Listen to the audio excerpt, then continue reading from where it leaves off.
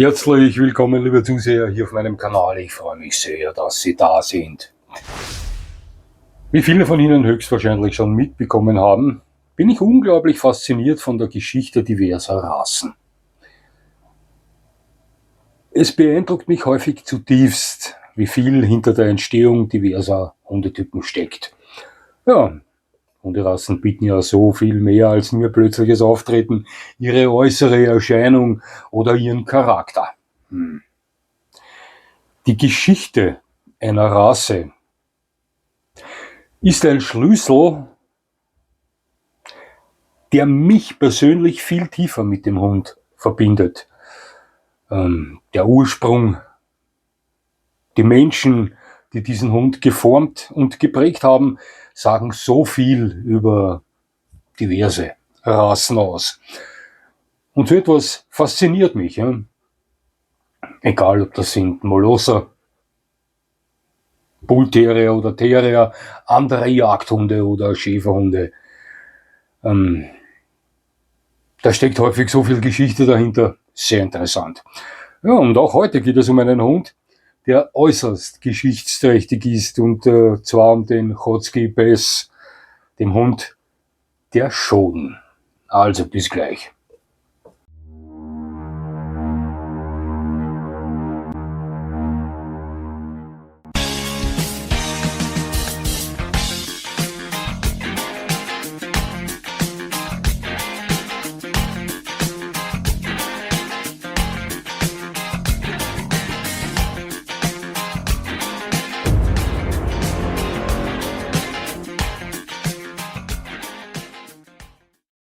Nun, zuerst einmal, wer sind oder waren die Schoden? Das waren Grenzwächter. Die Schoden sind Angehörige einer tschechischen Volksgruppe, die zwischen Pilsen und der Grenze zur Oberpfalz, Niederbayern und dem Egerland seit dem Mittelalter lebt und einen eigenen Dialekt pflegt. Meine Urgroßmutter mütterlicherseits ist eine gebürtige Pilsnerin, und die erzählte mir schon als Kind von diesem Volk. Die Schoden waren äußerst wehrhafte Bauern, deren Dörfer im 13. Jahrhundert an der Grenze zu Niederbayern und der Oberpfalz entstanden.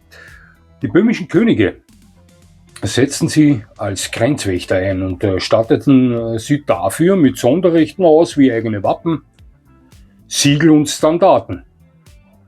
Der Name Schoden, der geht auf den Begriff patrouillieren zurück. Das taten sie mit Vehemenz. Sie überwachten unerlaubte Verschiebungen von Grenzsteinen, kontrollierten, ob bayerische Grenzanwohner auf der böhmischen Seite Holz schlugen oder Siedlungen errichteten, und gingen dann hart dagegen vor. Die Schoden, die waren in unzähligen Gefechten verwickelt und teilweise gefürchtet. Ja. Im späten 16. Jahrhundert verloren die Schoden ihre formelle Funktion als Grenzwächter schrittweise. Aus verschiedensten Gründen ergaben deren Patrouillengänge keinen militärischen Sinn mehr. Und nach dem Sieg der Habsburger am Weißen Berg im Jahre 1620 waren die Schoden auch ihre alten Freiheiten und ihren Sonderstatus endgültig los. So war das.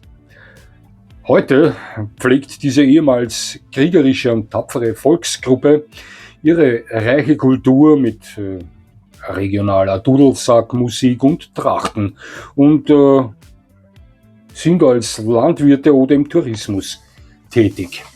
Nun, was haben die Schoden mit dem heutigen Hund zu tun? Alles, liebe Zuseher, denn ohne die Schoden gäbe es den Chotzky Bes, auch Schodenhund genannt, nicht. Er war der Hund dieser Grenzwächter. Selten waren sie ohne ihn anzutreffen.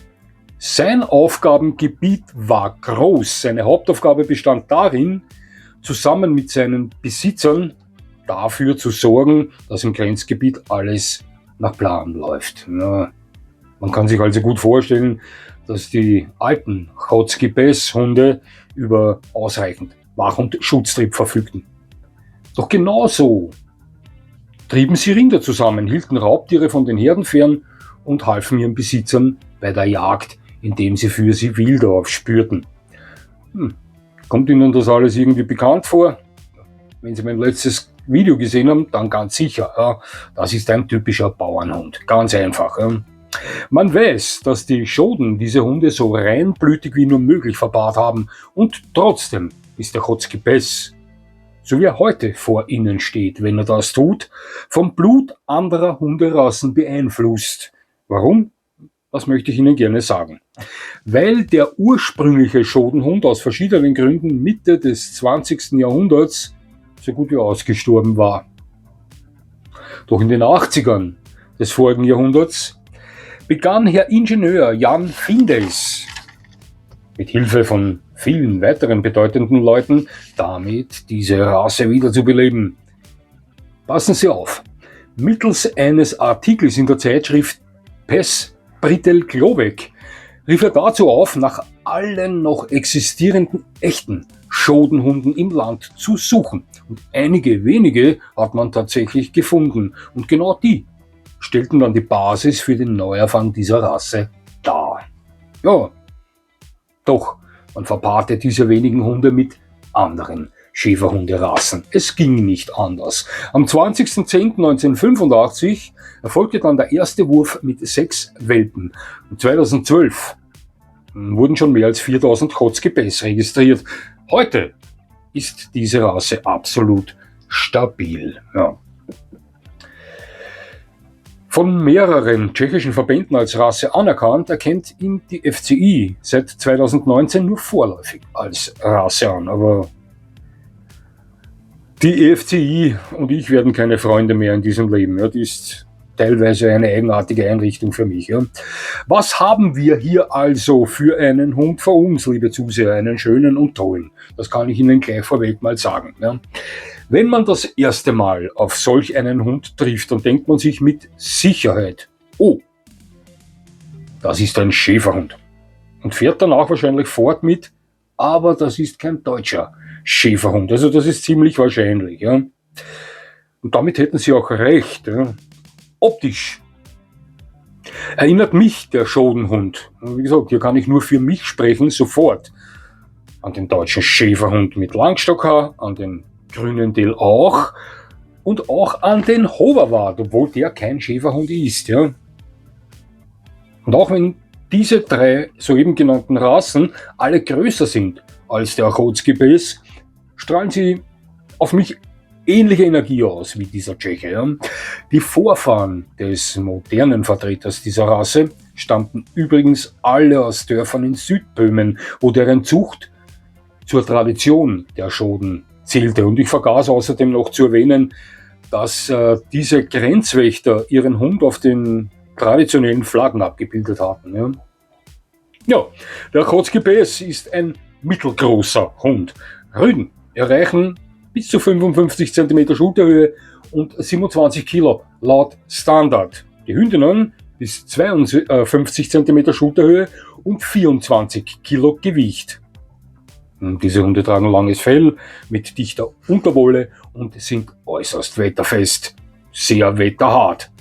Sowohl Hitze wie auch Kälte gegenüber. Sie sind schwarz mit sattem Brand und hier heißt, je satter, also je intensiver rotbraun der Brand, desto besser. Das bevorzugt der Standard. Und ich finde das auch sehr schön. Ja.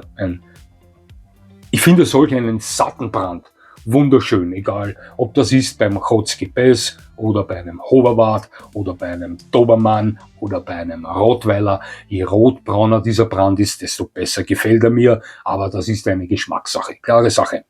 Ja, diese Hunde sind kompakt gebaut und weisen unter ihrem weichen Fell harte Muskeln vor, wenn es gut bewegte Hunde sind. Typisch drahtiger Schäferhund, möchte ich mal sagen. Der Chotzki-Bess ist schnell, ausdauernd und sehr robust. Dieser Hund weist allgemein eine sehr hohe Leistungsfähigkeit vor. Der typische Schodenhund ist äußerst lebhaft und temperamentvoll. Und obwohl man ihm etwas mehr eigenen Kopf nachsagt als zum Beispiel einem typischen deutschen Schäferhund, ist dieser Hund ein Genuss für jeden Hundesportfan. Dieser Schäferhund zeigt im Normalfall vernünftigen Will to please, ist gelehrig und arbeitet gerne und mit großer Freude. Zumindest sagt man ihm das nach. Sie gelten als exzellente Familienhunde, haben aber gut ausgeprägten Schliff. Und damit meine ich Wach- und Schutztrieb. Doch, für mich, nicht nur für mich, sondern auch für sehr viele andere Hundefreunde war die Kombination Familienhund mit aktivem Wach- und Schutztrieb niemals ein Widerspruch und wird es auch niemals sein. Wenn Sie ein Top-Hundehalter sind, der genau weiß, wie der Hase zu laufen hat, dann gibt es keine tollere Kombination. Das ist meine Meinung. Natürlich können Sie das Ganze auch vermaßen. Ja? Das ist dann aber Ihre Schuld und nicht die des Hundes. Sie hatten es dann kynologisch einfach nicht drauf. Ja? Punkt, aus, Ende. So sehe ich das. Schauen Sie, wenn ich vorhabe, mir solch einen Hund zu holen, dann muss ich mir schon bewusst sein, dass das ein wachsamer, sehr territorialer und somit auch bellfreudiger Wach- und Hütehund ist. Es ist dann nicht die Schuld des Hundes, ja, wenn Sie nicht mit ihm zurechtkommen, weil Sie eher der Papillon-Spezialist sind. Das soll jetzt keine Beleidigung für den Papillon und seine Besitzer sein, aber das ist schon eine völlig andere Kategorie. Sie verstehen sicher, was ich meine. Ja? Weil Sie eben eher der Spezialist für derartige Hunde sind, der sich kurz entschlossen für den Kotzgebäß entschieden hat. Ja? Und dann hat das nicht gepasst. Schauen Sie, das ist ein knapp 30 Kilo schwerer Hochleistungssportler mit manchmal recht ordentlich ausgeprägtem Jagdtrieb. Der benötigt eine ruhige, faire, aber glasklare und konsequente Führung. Sonst können Sie davon ausgehen, regelmäßig von diesem Hund getestet zu werden, das garantiere ich Ihnen. Das fällt bei Papillon und Co. eventuell nicht so ins Gewicht. Bei Hunden wie der Kotzgebäß einer ist, aber sehr wohl. Da werden Sie mir zustimmen. Ja? Ein wunderschöner, anatomisch robuster Schäferhund, der mir persönlich sehr gut gefällt. Das ist ein Sportler. Man sollte also als Besitzer über diverse Möglichkeiten verfügen. Sie wissen genau, was ich meine. Ja? Für Familien toll, wenn sie mit den charakterlichen Ecken und Kanten, welche zum Beispiel die typischen Gebrauchshunderassen vorweisen, harmonieren oder genau diese Ecken und Kanten suchen bei einem Hund. Dann ist er für Familien toll. Ja? Mittlerweile kenne ich einige Zuseher meines Kanals Dog Special ja ziemlich genau. Ja, das wage ich zu behaupten. Ja. Und ohne nachdenken zu müssen, würden mir sofort 10 davon einfallen, die genau diesen Hund äußerst interessant finden würden. Ne. Aus verschiedenen Gründen. Und das würde ich gut verstehen, denn auch ich empfinde diesen Hund der ehemaligen böhmischen Grenzwächter als äußerst interessant. Das ist ein typischer Schäferhund mit typischen Schäferhunde-Ecken und Kanten. Ich habe schon mehrere Male Videos über diese Kategorie Hunderassen auf meinem Kanal gebracht und Sie werden mich in jedem dieser Video Lobeslieder über diese Kategorie Hunde singen hören.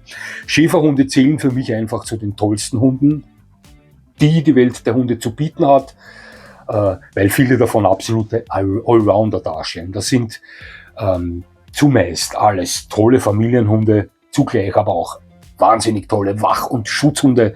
Es sind Hunde, die sich zumeist für den Hundesport eignen. Das sind Sportler. Wenn Sie ein junger oder ein aktiver Hundehalter sind, dann haben Sie mit den meisten der Schäferhunderassen große Freude. Und ich bin davon überzeugt, dass das auch auf den Kotzgebäß zutrifft. Und das auch einer der Gründe ist, weshalb er sehr vielen meiner Zuseher gefallen würde. Davon bin ich überzeugt. Ja, so viel zum Schotenhund. Es hat mich sehr gefreut, dass Sie mir zugesehen haben. Ich würde mich natürlich freuen, wenn Sie mir weiterhin zusehen. Und jetzt wünsche ich Ihnen noch einen schönen Tag. Und das war's schon wieder.